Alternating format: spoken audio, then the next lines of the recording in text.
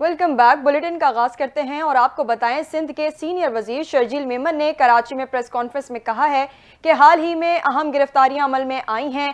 फैज़ हमीद की गिरफ्तारी के बाद मजीद गिरफ्तारियां हुई, जिसका खैर मकदम करते हैं। पाकिस्तान की सालमियत के लिए अहम कदम उठाने जा रहे हैं। 9 मई और बानी पीटीआई के साथ मिलकर इक़्तिदार की लालच में मुल्क की सालमियत को दांव पर लगाया गया।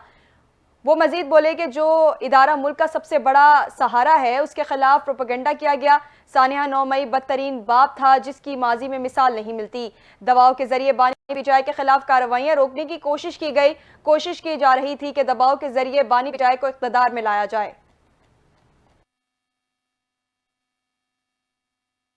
स्पीकर पंजाब असम्बली मुल्क अहमद खान का कहना है कि फैज़ हमीद का मामला इदारे का अंदरूनी मामला है। उन्होंने कहा, फैज़ हमीद के मामले पर बात नहीं करना चाहता। फैज़ हमीद के मामले पर सियासत से गुरेज करनी चाहिए। तफसीलात इस रिपोर्ट में।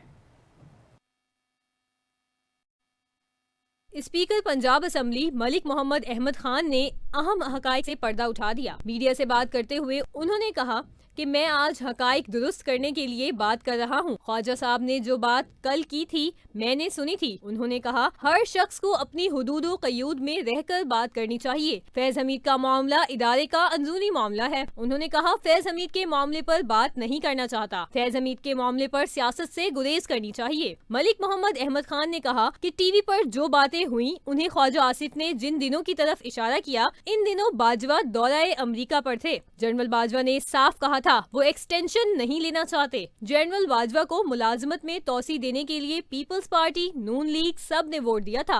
किस आर्मी चीफ की एक्सटेंशन का फैसला हुकूमत करती है।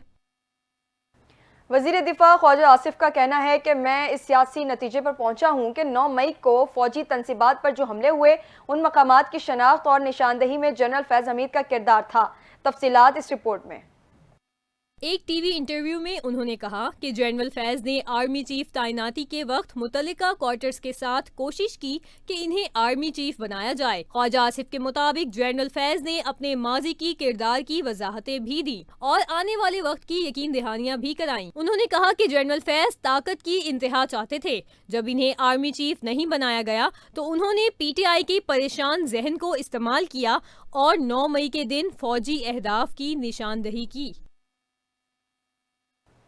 वजीर आला सिंध सैयद मुराद अली शाह का कहना है कि अगले ओलंपिक्स में भी अरशद नदीम की कामयाबी के लिए दुआगो हैं। हमारी 24 करोड़ आबादी है, 24 गोल्ड मेडल मुल्क में होने चाहिए। मजीद तफसीलात इस रिपोर्ट में। वजीर आला सिंध सैयद मुराद अली शाह ने अरशद नदीम को 5 करोड़ रुपए का चेक इनाम में दे दिया। मुल्क को कौम का नाम रोशन करने वाले ओलंपियन अरशद नदीम वजीर आला हाउस पहुंच गए। वजीर आला सिंध सैयद मुराद अली शाह ने अरशद नदीम का वजीर आला हाउस में आमद पर इस्तकबाल किया। ओलंपियन अरशद नदीम ने वजीर आला सिंध सैयद मुराद अली शाह से कहा, मुझे आपसे मिलकर बहुत खुशी हुई। वजीर आला सिंध ने अरशद नदीम से कहा कि चेयरमैन बिलावल भुट्टो जरदारी ने आपके लिए नेक तमन्नाओं का इजहार करते हुए पैगाम देते हुए कहा कि अगले ओलंपिक्स में भी आपकी कामयाबी के लिए दुआगो हैं। हमारी 24 करोड़ आबादी है, 24 गोल्ड मेडल मुल्क में होने चाहिए। वजीर आला सिंध सैयद मुराद अली शाह ने अरशद नदीम के कोच के लिए भी 50 लाख रुपए देने का ऐलान करते हुए कहा कि सिंध हुकूमत अरशद नदीम की भरपूर सपोर्ट करती है। वजीर आला सिंध ने अरशद नदीम को सिंधी सकाफती तहाइफ अजरक, टोपी और शील्ड भी दिए। अरशद नदीम ने वजीर आला सिंध को अपना गोल्ड मेडल दिखाया। वजीर आला बलोचिस्तान सरफराज बुगटी का कहना है कि सिक्योरिटी फोर्सेज दहशत गर्दी के खात्मे के लिए कोशां हैं, ताहम रियासत के खिलाफ मुनज़्ज़म साजिश के तहत वाक़यात हो रहे हैं। बलोचिस्तान में एहतजाज के नाम पर अमन खराब करने की कोशिश की जा रही है। मज़ीद तफसीलात इस रिपोर्ट में।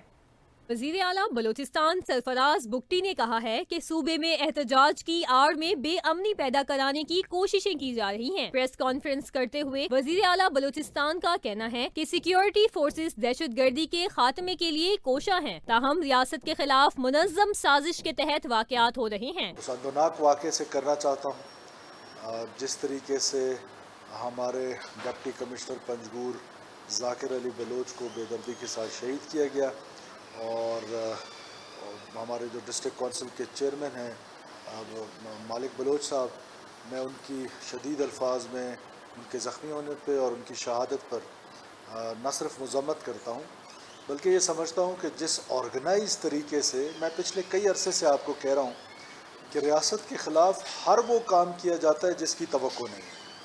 यानी आप अंदाज़ा लगाएं कि वो आते हैं सड़क पे, BLA के लोग, और हमारे एक डिप्टी कमिश्नर को शहीद करते हैं। जब यहाँ पर एक सोसाइटी में प्रेशर बिल्ट होता है तो फ़ौरन उससे विड्रॉ कर लेते हैं उस क्लेम से, और फिर विड्रॉ करने के बाद उल्टा उसके इल्ज़ामात जो हैं वो और लोगों पे लगाने लगते हैं। तो ये मैं 200% श्योर हूँ। हमारे पास इंटेलिजेंस रिपोर्ट्स हैं, हमारे पास सॉलिड और सर्कमस्टेंशियल एविडेंसेस हैं कि ये वाक़या जो है वो BLA ने किया है। कल हमने 21 नादरा के जो हमारे सेंटर्स थे जो मुख्तलिफ़ तहसीलों में थे, दूर दराज इलाकों में थे, उसका भी इफ्तिताह किया। फिर मैं डिप्टी प्राइम मिनिस्टर साहब का, नेशनल असम्बली के जो स्पीकर हैं उनका, फिर तीनों सूबों के MPs थे, स्पीकर्स को हमने ख़त लिखा था, वो तमाम ने अपने MPs जहाँ पर भेजे। ये नेशनल हार्मनी का मैसेज है कि वो आए, हमारी सेलिब्रेशंस में हमारा हिस्सा बने। मैं उन तमाम MP साहिबान का, स्पीकर साहब का, उनका भी शुक्रिया अदा करता हूँ। बलूचिस्तान में एहतजाज के नाम पर अमन खराब करने की साजिश की जा रही है। उन्होंने कहा कि DC पंजगोर जाकिर बलोच को बेदर्दी से शहीद कर दिया गया, जिसकी मजम्मत करता हूँ। शहीद डिप्टी कमिश्नर के बच्चों की तालीम के अखराजात हुकूमत बर्दाश्त करेगी। शहीद जाकिर बलोच की फैमिली को तन्हा नहीं छोड़ेंगे। सरफराज बुगटी का कहना था कि कल हमने 21 नादरा सेंटर्स का इफ्तिताह किया। हमारी हुकूमत रिफॉर्म एजेंडे पर काम कर रही है। हम मजदूरों के 500 बच्चों को तालीम के लिए इस्लामाबाद भेज रहे हैं। मजदूर का बेटा भी तालीम हासिल करके मुल्क की तरक्की में हिस्सा लेगा। चमन में ट्रांसपोर्टर्स का मसला हल कर दिया गया है। कराची में आज भी मौसम खुशगवार है, सुबह से ही बादलों का राज है।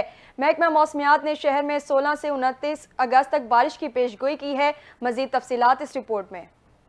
के मुख्तलिफ इलाकों में बूंदाबांदी का सिलसिला जारी है। महकमा मौसमियात ने शहर में 16 से 19 अगस्त तक बारिश की पेशगोई कर दी। महकमा मौसमियात के मुताबिक आज कराची, हैदराबाद, ठट्टा और बदीन में हल्की बारिश या बूंदाबांदी का इम्कान है। महकमा मौसमियात ने इस्लामाबाद समेत मुल्क के मुख्तलिफ इलाकों में बारिश की पेशगोई की है। बाज़ मकामात पर मूसलाधार बारिश का इम्कान है। कराची के इलाके Najmabad, Metroville, site area, गोलीमार, defence और इतराफ में हल्की बारिश हुई। महकमा मौसमियात का कहना है 16 अगस्त से मानसून का एक और स्पेल सिंध में दाखिल होगा। मानसून का नया स्पेल 17 अगस्त से गरज चमक के साथ बादल बरसाएगा। कराची का मतला जुज़वी अबर आलूद है। शहर में आज भी वक्फे से हल्की बारिश और बूंदाबांदी का इम्कान है। कम से कम दर्जा हरारत 28 डिग्री सेंटीग्रेड रिकॉर्ड किया गया। ज्यादा से ज्यादा दर्जा हरारत 32 डिग्री सेंटीग्रेड जाने का इम्कान है। हवा में नमी का तनासुब 80% है। न्यूज़ स्टूडियो से फिल वक्त इतना ही। मजीद खबरों और अपडेट्स के लिए देखते रहें NTN न्यूज़।